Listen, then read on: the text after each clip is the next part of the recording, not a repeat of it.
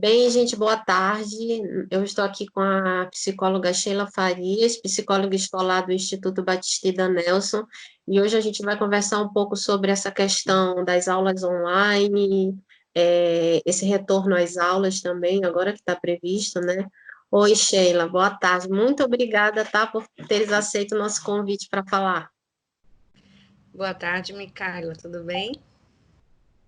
Tudo. Sheila, a gente tem essa questão aí das aulas serem realizadas de maneira online, né? A gente sabe que está sendo um desafio para os pais, né? Para os pais, para os alunos, até mesmo para os professores também.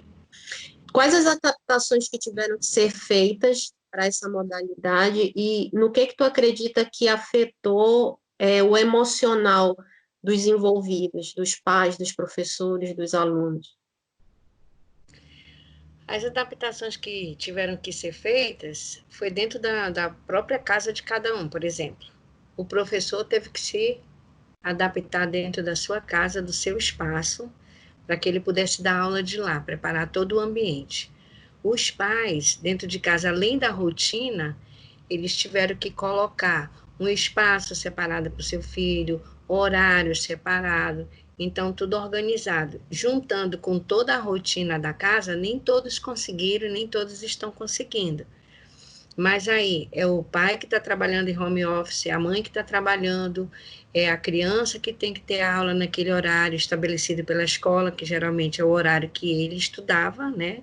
O horário dele, e o professor tendo que se adaptar à situação. Nem todos os professores estavam preparados, assim como nem todos os pais estavam preparados para ter essa criança em casa, às 24 horas, 48 horas, enfim. Então, a escola teve que, de imediato, mesmo sem preparo, todo mundo, as coordenadoras, coordenadora geral, diretor, tivemos que correr para que todo o processo pudesse ser feito. Então, logo no início, começou um pouco atrapalhado, mas aí, aos poucos, foi se organizando e agora já está bem melhor o processo. Uhum. E como tu acha que isso afetou, por exemplo, o emocional? Tu tem notado isso, por exemplo, a questão do estresse, né? O estresse, os pais ficaram muito estressados, os alunos também, né? Eu acredito que tu deve ter muita demanda em relação a isso também. E do próprio professor, né? Porque o professor está em casa, ele tem os filhos dele, ele tem a rotina dele, como você disse, a adaptação ali complicada. A gente vê na internet muito malabarismo nesse momento, né? E o Então, professor, como é que...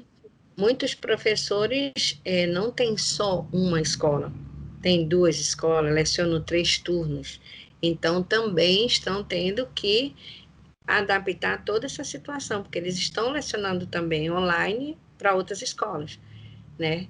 Então, quase não tem tempo para estar em casa mesmo, de verdade, né? Para estar à vontade, mas tenso o tempo todo, preocupado, como é que ele vai falar, o que ele vai falar, como é que ele vai filmar, como é que vai sair o vídeo que ele está gravando, sem mesmo ter experiência, né? O pai preocupado com as atividades, se o aluno vai alcançar, se não vai alcançar, né? Preocupado com o financeiro, porque tem toda uma preocupação por detrás disso, né? O aluno está em casa e ele está preocupado em pagar a escola também, e aí tem a questão de alguns pais que foram mandados embora, né, do seu trabalho, teve alguns pais que tiveram o seu financeiro reduzido, né? Porque alguns trabalham por conta própria, alguns são autônomos, tiveram. Então, tem N fatores. É uma lista de fatores que a gente poderia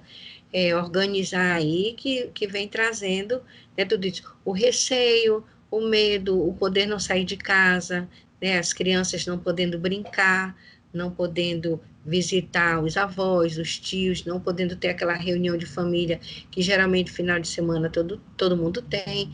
Então, só o fato de saber que você está dentro do ambiente, que você não pode sair, e que se você sair, você pode a qualquer momento ser contaminado de algo que nem todo mundo conhece, de algo desconhecido, que até agora são várias informações e que realmente não temos um conhecimento em que nós possamos dizer, é isso aqui, com certeza, né? Então, nós não temos. É algo desconhecido. Mas nesse momento, os pais que te procuram, por exemplo, com alunos que estão tendo dificuldade para se adaptar a essa modalidade, que aqui a gente está, por exemplo, nós estamos falando com uma videochamada, né? Então, às vezes trava, às vezes você não consegue compreender bem o que a pessoa falou, o vídeo trava, o áudio fica ruim. Então, como tu disseste, né? Tem todo um cenário aí de uma pandemia acontecendo, as preocupações financeiras, e você ainda tendo que lidar com a tecnologia que não funciona, que às vezes a professora falou e o aluno em casa não entendeu. Como é que está sendo isso? Quais são as orientações que são passadas para isso, nesse momento? Nós temos escutado muito essa questão. Eu, particularmente, tenho vivenciado essa questão da internet muito positivo. Eu tenho conseguido contactar com os pais, eu tenho conseguido fazer encontros. Geralmente, nós ligamos com antecedência para conversar com o pai, perguntamos se ele pode atender naquela hora, se ele não pode atender na hora, qual a hora que ele pode atender, e nós geralmente conversamos pelos aplicativos, às vezes só pelo WhatsApp, e às vezes nós falamos por vídeo mesmo, né? Já tivemos muito esse contato. Agora, em relação aos professores e às aulas, eles têm enfrentado muito essa questão de queda de energia, os bairros ficando sem energia justamente na hora da aula, né? Os professores preocupados, é a internet que não tem condições de suportar aquele momento que está acontecendo. São professores que não tinham celulares em casa próprio para fazer uma videoconferência, para fazer uma videoaula, né, online. Então, todo mundo começou a se reinventar, se readaptar, e muitos não conseguiram. Então, quando inicia essa questão dos sentimentos de insegurança, de impotência, né, de estresse, de preocupação, e a outra situação também que eu vejo é ele ter que dar aula, né, por vídeo, e sabendo que do outro lado também os pais estão assistindo, né? Então você tem que ter mais segurança, você tem que ter mais firmeza naquilo que você está ensinando, daquilo que você está passando. Então, assim, é muita questão que deixa você fragilizado, que deixa o professor fragilizado, né? Nesse momento. Mas os pais nervosos por conta de tudo isso. Geralmente eu perguntei, e vai voltar? E quando vão voltar? Como é que vai ser? Né? Alguns outros pais não. Se voltar esse ano, meu filho não vai voltar, porque eu estou receoso, talvez não exista segurança em relação a isso.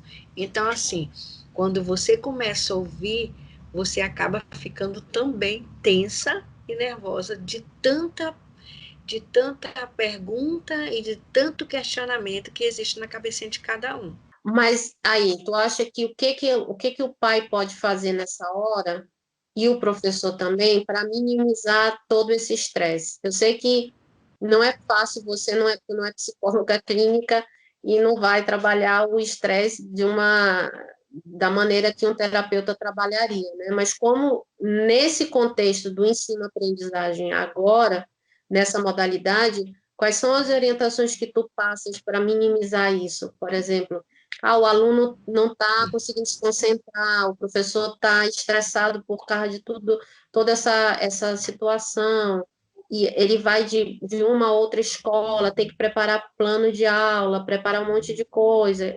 Quais são as orientações que tu dá para eles nessa situação? Nós fizemos até um vídeo, Micaela, que foi ao ar para os pais, para os alunos, para os professores do Ida Nelson.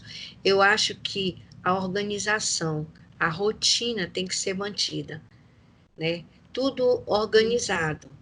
É a melhor coisa que tem para nos tornar equilibrados naquele momento em que eu me sinto nervoso, ansioso. Então, a melhor coisa que eu posso fazer, o que os pais podem fazer, os professores, é manter a rotina que eles já tinham. a hora de acordar, tomarem café junto, já preparar essa criança, se ela vai ter aula pela manhã, já começar a conversar com essa criança de que ela vai ter aula, começar a orientar quanto ao comportamento, né? Manter a rotina, a hora de lavar a louça, a hora de cuidar da casa, a hora de fazer atividade do jeito que era antes, a rotina da casa, se todos tinham essa rotina, é manter essa rotina, para que eu possa me sentir seguro dentro daquele ambiente, que já era meu. Entendo. Porque assim, o que a gente também sabe é que muitas famílias estavam distantes por conta do trabalho, por conta daquela rotina toda. O pai trabalha o dia todo, a mãe trabalha o dia todo. Às vezes as crianças ficam com os avós, ou então com a babá, né? E às vezes vão para outras aula de inglês, outras opções de sua rotina.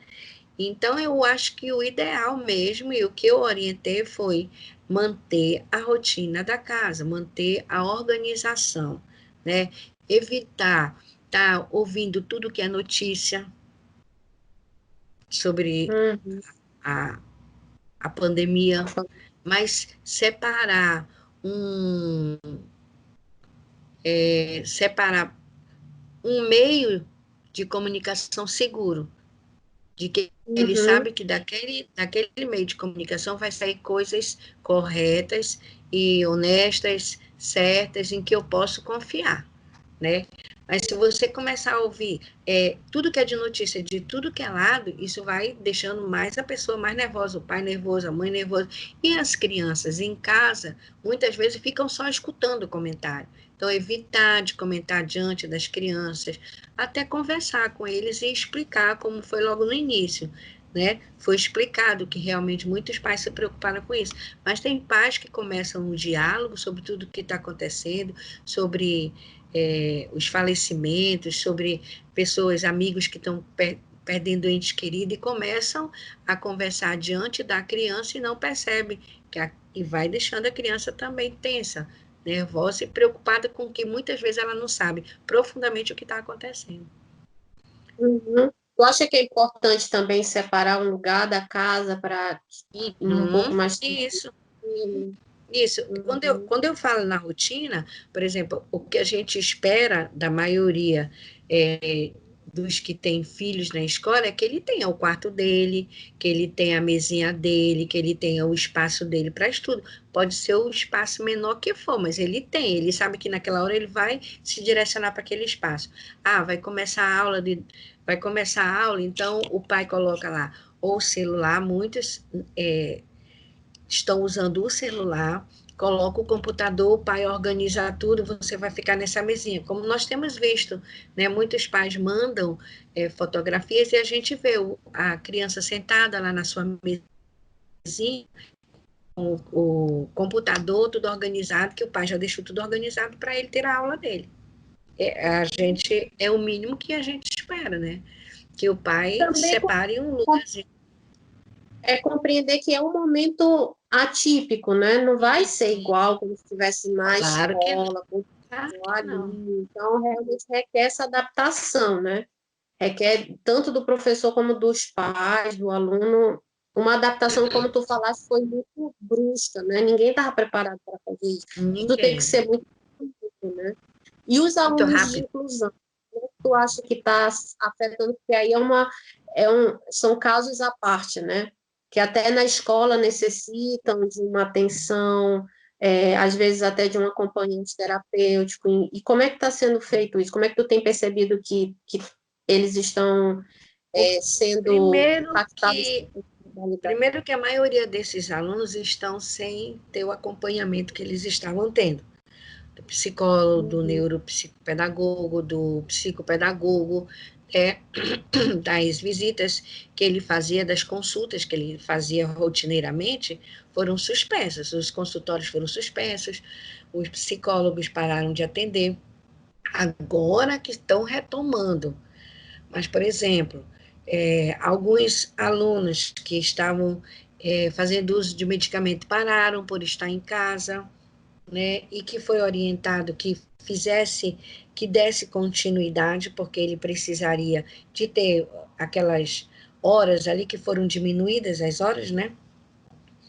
mas ele teria que ter a medicação para poder ter a concentração. Então, nós fomos dando algumas orientações, algumas sugestões, e os pais foram atendendo. Então, nós temos pouquíssimos alunos que não estão conseguindo se adaptar. Mas, de maneira geral, tu poderia me dar exemplos de orientações que tu passaste que foram importantes e ajudaram os pais? Nós temos vários, como é que se diz? Vários tipos de deficiências, né? Então, assim, são vários tipos de pareceres de laudos médicos.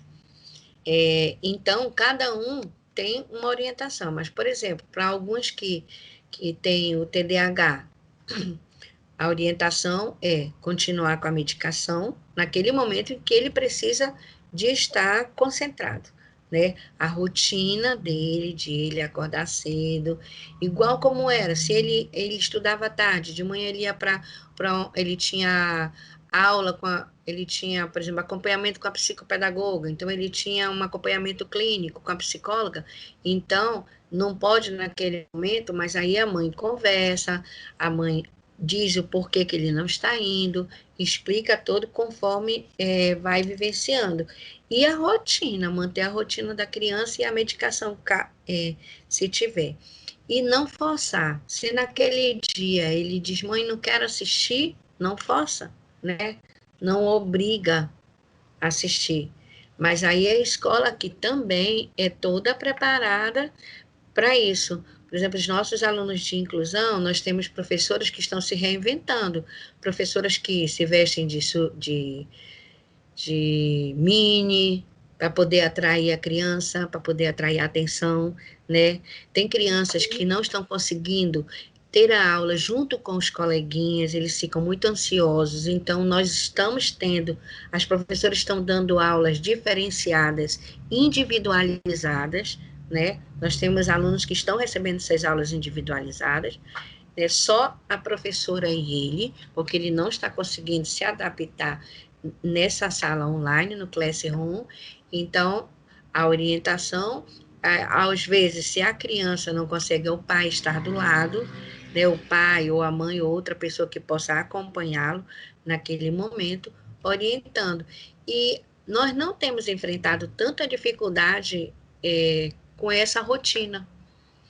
São pouquíssimos. Se eu te disser, nós temos um número de 59 alunos de inclusão. 2, 3 não estão conseguindo. Justamente por conta desse parecer médico que eles têm, né? É um pouco mais severo, então é mais difícil ele se concentrar, ele se adaptar na frente da tela. E assim, muitos alunos com deficiências, antes nós já estávamos trabalhando para retirada de celular, né, para diminuir mais esse uso do celular, e agora ele tem que ficar na frente do celular. Alguns é celular, outros é computador. Então, tem crianças que vêm para frente do computador, quer pintar, quer brincar, quer jogar, não entendem. Então, os pais explicam, e a gente vai orientando. Eu me dispus a ficar sempre à disposição deles, para o que eles precisarem.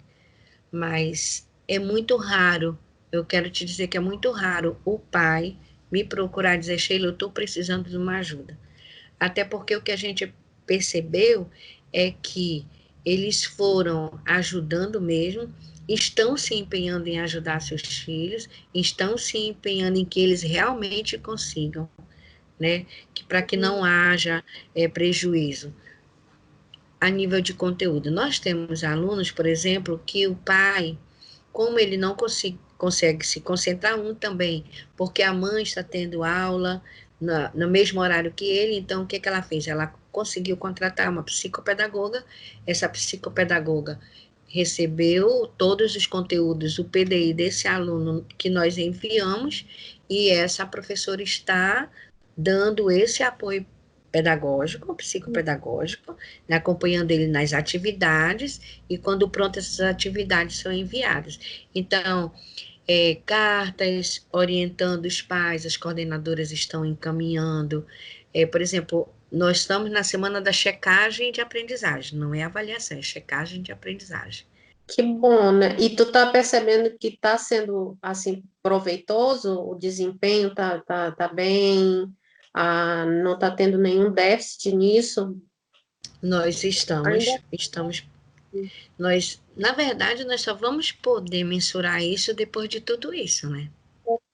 é isso que eu ia dizer, depois que terminar, porque vocês ainda estão no processo, né? É bem interessante, eu acho que nesse momento, ter esses dados, né? Tanto para a escola, como também para que a gente possa aprender, porque eu vejo que essa questão da pandemia, ela trouxe essa adaptação e muito aprendizado também, né? Muitas frentes, em muitas áreas. Exatamente.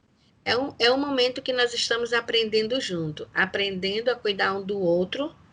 Eu creio assim que apesar da distância, nós estamos muito mais perto do pai, do aluno, do professor, né? Então nós estamos aprendendo junto a ter paciência um com o outro.